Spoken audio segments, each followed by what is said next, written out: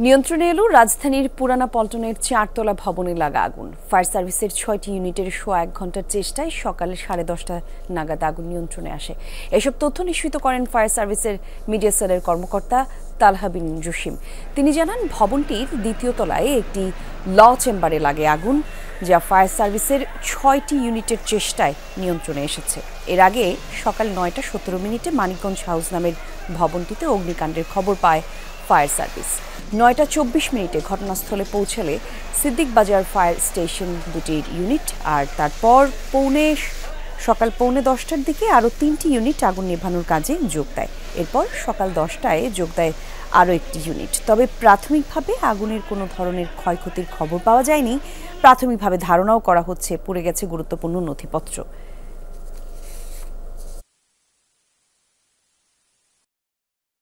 মূল আগুনটা লাগছে 2তলা থেকেই, কিন্তু কিসে থেকে লাগছে এখনো ধরতে পারতেছি। তলায় ল চেম্বার, মোটামুটি আগুন এখন নিয়ন্ত্রণে আছে, বাট আপনার ধুমাতে একদম সবকিছু পুড়ে গেছে। টোটালি আগুন কন্ট্রোলে আছে, আমরা এখন সবাই নিরাপদ।